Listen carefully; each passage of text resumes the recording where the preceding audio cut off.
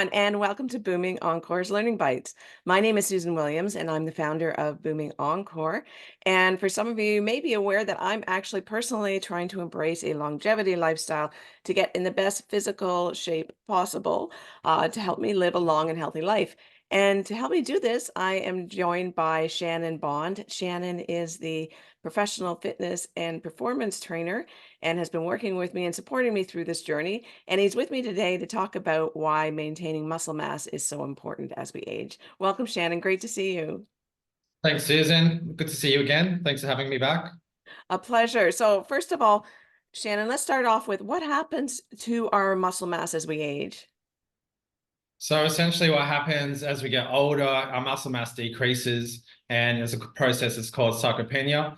And as we do get older, unfortunately for a lot of us, the body fat rises, the testosterone levels drop, and ultimately as well, what can happen is we actually become less active as we age as well. All of these things can contribute to the sarcopenia, and having the less muscle mass can lead to health problems down the line, which we want to avoid at all costs.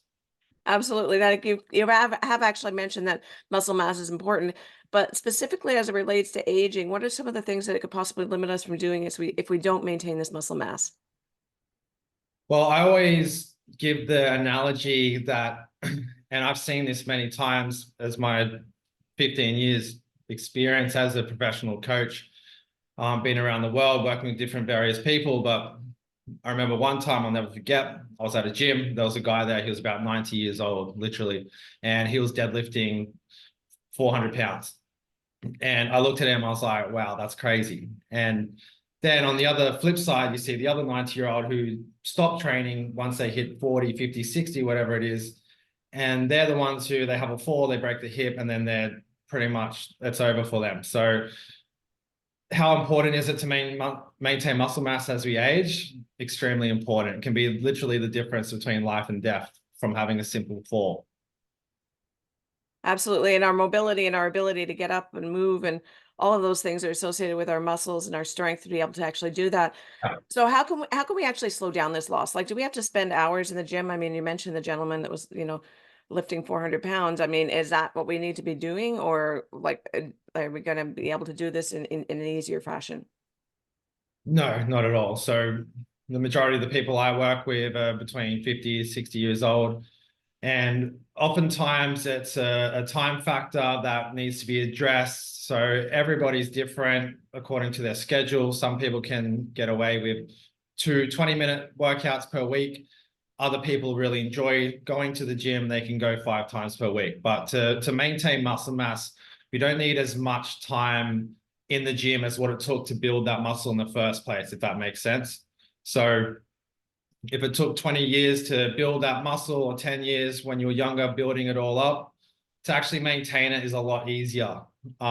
So to put it simply, 3 20-minute workouts per week is more than enough to maintain muscle mass, if not gain some muscle mass as well. It doesn't have to be at the gym, can be at home. It can be a body weight workout. It can be with some resistance bands. So the body doesn't know the difference between we're at a gym right now or we're just doing some sort of exercise. That's body weight. All our body really knows is resistance. Are we working hard right now? Are we struggling to lift this weight, whatever it might be? And that's all that really matters at the end of the day. So yeah, 3 times 20 minutes per week is more than enough for most people. Wow, okay. So that's not too much. And I'm sure probably the importance of stretching is also valuable as we age. Yes and no, it depends on the person. There have been studies showing that stretching actually inhibits your strength. Oh. So for example, stretching before lifting weights can actually make you weaker. And what I found in my experience is the best way to actually stretch is with a light load. So AKA lifting weights. So that might be doing, for example, a stiff-legged deadlift with light weights, light dumbbells, but you're going to get a much deeper stretch and you're going to get more benefit out of that as well, which is building muscle strength and muscle mass. But before But not someone really before someone really undertakes this, they should probably get some assessment done as to what might be the best program for them, would you suggest? Yeah, so everybody's different. We all have our niggles and injuries, and some people got their bad knees, their bad backs, etc., etc. So yeah, finding a program that really suits your lifestyle is going to be most beneficial, because at the end of the day, you could have the most perfectly written exercise program ever created for you. But if you can't stick to it, if it's taking up too much time, if it's not fun, if it's not enjoyable, you're not going to stick to it long term. You're not going to be consistent, and you won't get the results. So a better way of looking at it is going at like 80%, like we were just talking about earlier. Following it 80% of the time is going to get you a lot further than trying to be like a robot and go 100% effort every single day. And that applies to nutrition as well. Over time, if you can be 80% consistent, you're going to beat the person who's 100% consistent for 12 weeks and then gives up, compared to being 80% consistent for the rest of your life, if that makes sense. No, it certainly does. So basically, we should be looking at trying to do some type of strengthening activities about 3 times a week. It doesn't have to be a long time, and doesn't necessarily have to be in a gym. It can be, 20 minutes, and this will actually help us with our longevity related to our mobility, our ability to keep moving, and our ability to keep living the life that we hope to live as we age.